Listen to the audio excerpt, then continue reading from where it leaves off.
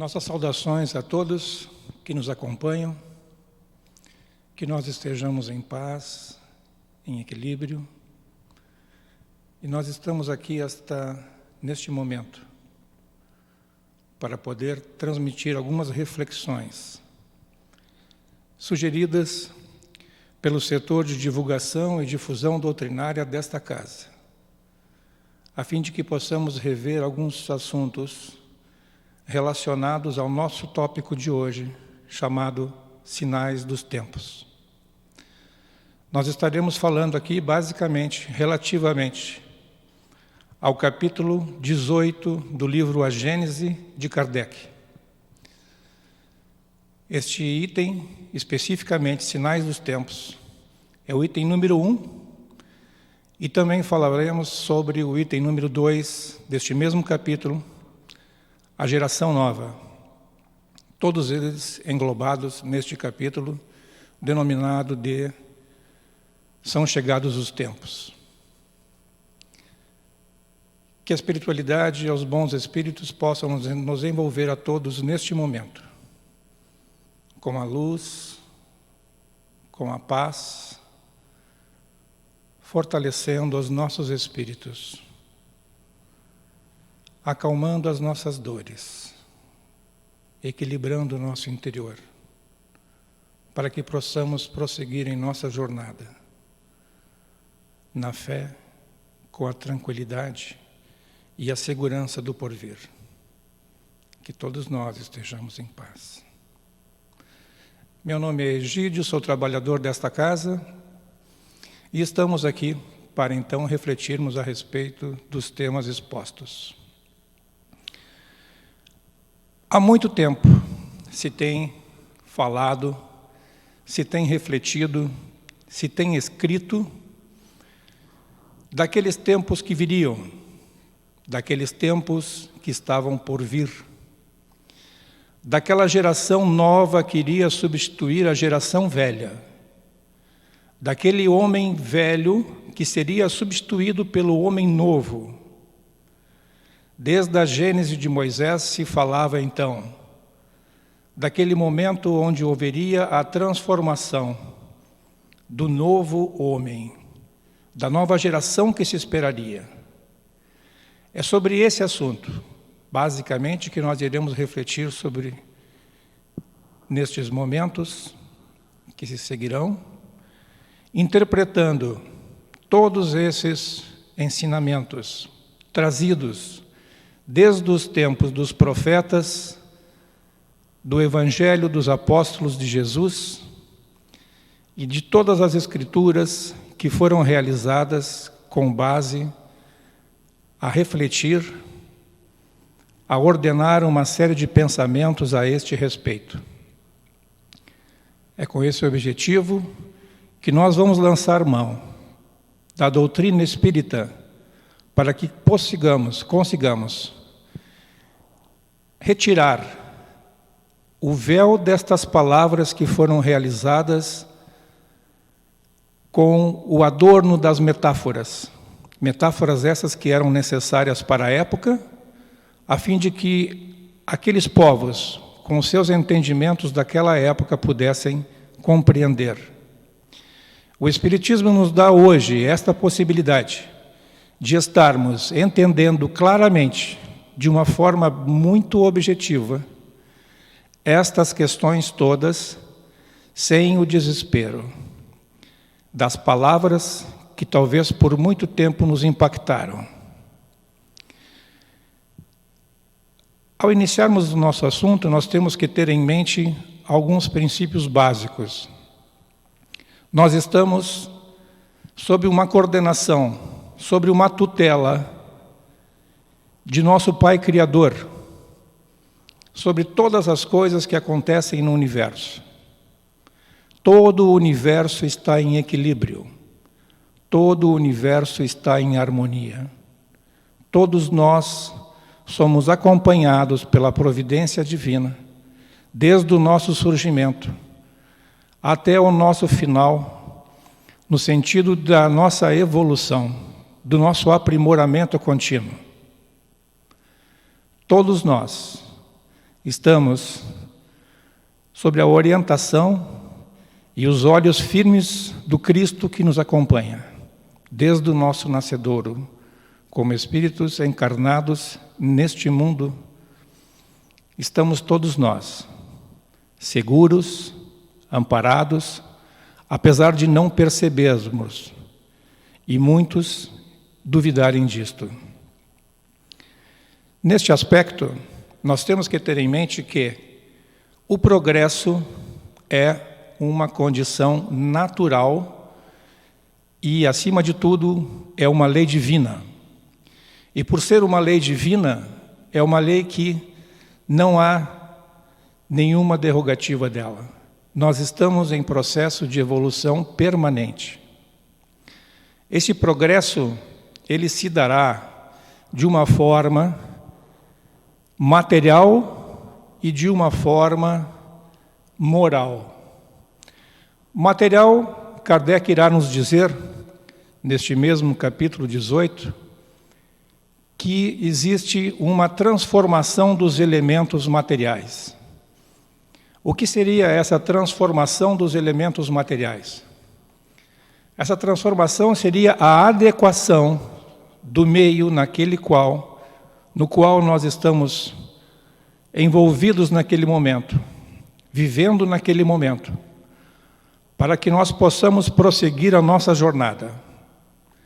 Estamos todos nós diretamente relacionados ao ambiente ao qual vivemos. Assim foi com o planeta quando no seu surgimento, na sua formação, houve diversas etapas de adequação para que a vida pudesse surgir. Tão logo surgiram os primeiros princípios de vida, o processo de progresso do planeta, em termos materiais, permaneceu e segue até hoje. Foram sendo feitas adequações gradativas pela própria natureza, em propiciar aos seres que ali se encontravam uma forma melhor, mais adequada, mais propícia para o seu desenvolvimento e a sua evolução. Assim foi até o surgimento dos primeiros seres biológicos, depois os primeiros seres animais, e transformação contínua essa até que surgisse então o despertar do homem nos primeiros hominídeos, até os tempos de hoje. Se olharmos a natureza como um simples exemplo daquela época, veremos que houve uma transformação imensa. A natureza se transformou de uma natureza exuberante, sim, da época, mas em uma natureza mais adequada aos meios para receber o homem. Em uma natureza mais bela, mais sensível, mais suave, mais sutil, a fim de que também possa acompanhar e possibilitar a evolução do homem neste mesmo sentido. Por outro lado, essa lei do progresso faz com que o homem também esteja submetida a ela. Todos nós temos no nosso futuro, neste progresso, a nossa necessidade do progresso moral. E é sobre esse progresso moral que a humanidade, de tempos em tempos, passa por circunstâncias, chega a determinados patamares, onde nós estaremos aptos, então, a darmos um pulo a mais, no sentido de avançar essas nossas faixas de evolução. Como nos diz Kardec também em A Gênese, neste capítulo 18, o progresso moral, ele vai estar caracterizado, vai estar assentado sobre a pedra angular, que é a fraternidade. A fraternidade é essa dos novos tempos de uma nova ordem social. Este progresso moral estará caracterizado pelo desenvolvimento da inteligência, pelo desenvolvimento do senso moral e o abrandamento dos costumes. Poderíamos dizer, então, que o abrandamento dos costumes, nós temos vários exemplos na nossa civilização, desde os nossos tempos mais antigos, Mas se pegarmos, por exemplo, somente há 2000 anos atrás, como eram os nossos costumes? Costumes aqueles que na época de Roma, por exemplo, as famílias que tinham mais posses poderiam contratar pessoas para que ali na frente, antes do seu jantar, pudessem ver uma cena de barbárie, onde um lutaria com o outro até a morte. Tempos aqueles e costumes que as famílias, também de posse, tinham seus escravos, e esses então poderiam cegar os filhos ao nascerem dos escravos para que não fugissem. Costumes hoje que para nós parecem bárbaros, inaceitáveis, mas que para aqueles tempos eram tempos onde isto se aceitava com a maior naturalidade. Devemos entender assim, que de tempos em tempos a humanidade está passando por um progresso de elevação moral, de abrandamento dos costumes e de elevação e desenvolvimento do senso moral. De tempos em tempos é permitido que a humanidade avance sob a tutela de Jesus e de nosso Pai Criador. Quando adentramos em um determinado momento, são-nos dados sinais para que nós possamos, então, perceber que nós estamos em condições de avançar. Todo o processo se dá, não necessariamente em uma civilização inteira, pela humanidade inteira, mas às vezes sim. Mas ela poderá ocorrer em alguns lugares, em alguns povos, em algumas nações, em alguma região, talvez em algum estado, um país, um continente, e às vezes então na própria humanidade como um todo. Teríamos o exemplo de que, poderíamos fazer um exemplo de que como se fosse um córrego, onde nós temos a água passando de forma contínua. Entendemos nós que neste córrego, se são colocados alguns objetos, se depositam alguns objetos com o objetivo de trancar o fluxo desta água que passa, podemos perceber que esta água poderá ser represada por um determinado momento, até que essas águas atinjam determinado potencial hidráulico que, em extravasando, poderão passar por cima desses obstáculos. E esses obstáculos, por mais duros, por mais rígidos que sejam, não poderão fazer absolutamente nada contra a força dessas águas que estarão passando agora sim por cima destes. Poderão ser removidos e acompanhar este fluxo de água, mas poderão permanecer e nada poderão fazer então contra esse fluxo. Assim, da mesma forma, somos nós no nosso processo de evolução. Todos nós estamos submetidos a esse processo. Ele é contínuo. Nós não podemos detê-lo. E se nós o detemos, é pelo nosso livre-arbítrio que temos de segurar o progresso, pelos nossos próprios interesses mesquinhos. Isso foi nos dito também no capítulo 24 do Evangelho de Mateus, onde ele diz, mais especificamente no versículo 36, que ele nos diz que naqueles tempos nós não saberemos, ninguém sabe, nem os anjos do céu, nem o próprio Cristo saberia, e também somente o Pai saberia o momento exato que aqueles momentos cruciais, previamente anunciado no sermão profético, poderiam acontecer. Com essas modificações todas, acontece que, mediante a essa necessidade de mudança, pelas quais já foram anunciadas há muito tempo, a geração atual se defrontará com a nova geração, não nas questões físicas, mas no campo das ideias. Ideias estas que transformarão a humanidade mais cedo ou mais tarde.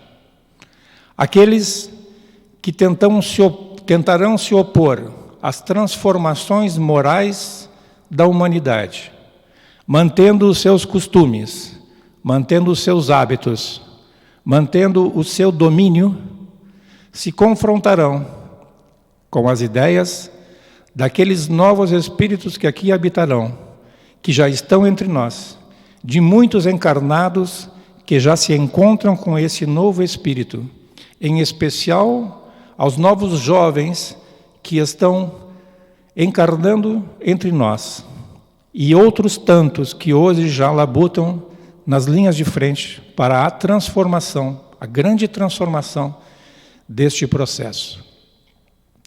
Todos nós nos encontramos em processo de transformação contínua.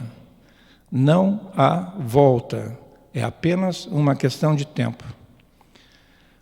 Nós podemos ter umas reflexões que são colocadas no início do prefácio, no meio do prefácio do Evangelho segundo o Espiritismo, que nos coloca pelo Espírito de verdade. Eu vos digo em verdade que são chegados os tempos em que todas as coisas hão de ser estabelecidas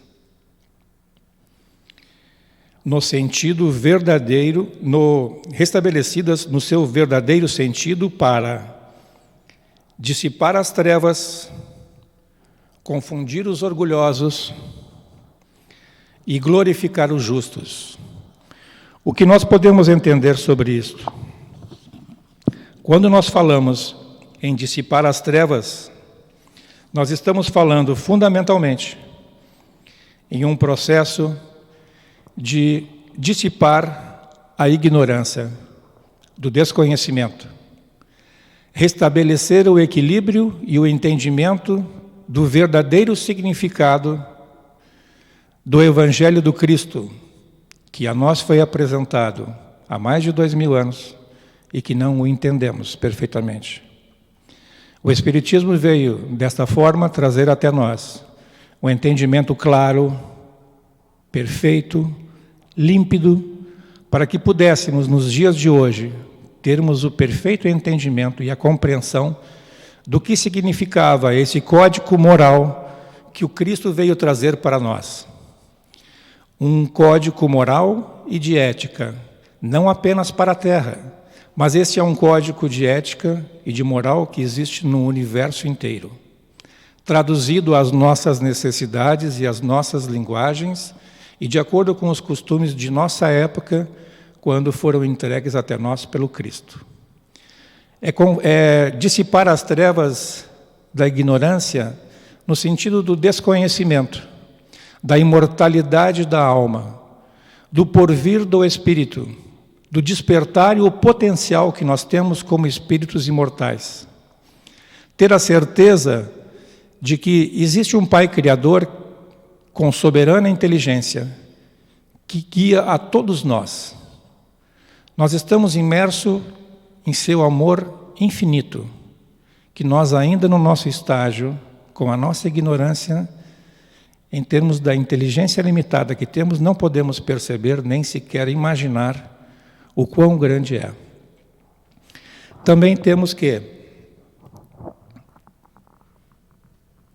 é colocado para nós que essa dissipação de trevas, ela se aplica também quando se confunde, aliás, no segundo aspecto que fala que em confundir os orgulhosos, diz respeito a todas aquelas pessoas que atrapalharam o progresso da humanidade, que dominaram as pessoas, que tiveram por objetivo utilizar-se das pessoas para algo não coletivo. Até mesmo que tiveram o conhecimento dos evangelhos para se aproveitarem das pessoas, conduzindo-as por caminhos que não eram os verdadeiros. Temos também a colocação de glorificar os justos. Colocar aquela posição em que todos nós, está chegando um determinado momento, onde nós podemos perceber a necessidade da mudança. Nós sentimos que é chegado um determinado momento, que precisamos alterar. Já não nos sentimos bem com as situações todas que estamos convivendo com os últimos anos e as últimas décadas. Em verdade, esse procedimento, como diz também Kardec, se encontra atuando em nós há mais de um século. Nós temos uma condição de enfrentar estes momentos de uma forma muito mais lúcida. Para toda essa transformação que ocorrerá, é necessário que a fraternidade, a caridade, esteja entre nós, seja algo comum a todos, e que nós tenhamos, gradativamente, a expulsão do nosso meio, do orgulho e do egoísmo, fazendo com que, efetivamente, a confraternização entre nós, a fraternidade, possa nos envolver. E nós temos a certeza de que este momento é um momento de reflexão. O momento pelo qual estamos passando é a oportunidade para que nós possamos repensar efetivamente no que nós entendemos pelos conceitos de nossa vida, para que nós possamos perceber o caminho pelo qual estamos trilhando. Um velho ditado chinês dizia que a dor faz parar, parar faz pensar, pensar faz com que eu descubra a verdade. Em descobrindo a verdade, eu estarei liberto. Que todos nós possamos, a partir deste momento, utilizarmos os nossos instantes em nossas casas para nos conectarmos cada vez mais à espiritualidade, nos conectarmos aos valores maiores que nos envolvam, aqueles princípios que começamos a observar entre as pessoas confinadas, entre as pessoas isoladas, aqueles princípios que hoje até então, com essas demonstrações, até nos surpreendem. Temos que ter neste momento olhos de ver e ouvidos de ouvir para a situação que se apresenta e entender não somente as questões que estão acontecendo, que deverão acontecer, mas colocar os nossos olhos no que está por vir. Vamos encerrando as nossas reflexões e vamos pedindo ao Cristo que nos envolva em um ambiente de tranquilidade, que nos envolva a todos nós em luz, em energias de amor, para que possamos nós, em nossos locais onde estamos neste momento, junto aos nossos familiares, aos nossos amigos, refletir sobre esta situação com tranquilidade, sem desespero. É a oportunidade que se apresenta para a nossa reflexão, para o nosso entendimento. Temos a certeza que, se hoje lermos o Evangelho novamente, com a luz dos acontecimentos pelos quais passamos, teremos um novo entendimento, especialmente quando se refere às predições lá colocadas. Que todos nós estejamos, agora e sempre, em paz, equilíbrio e harmonia.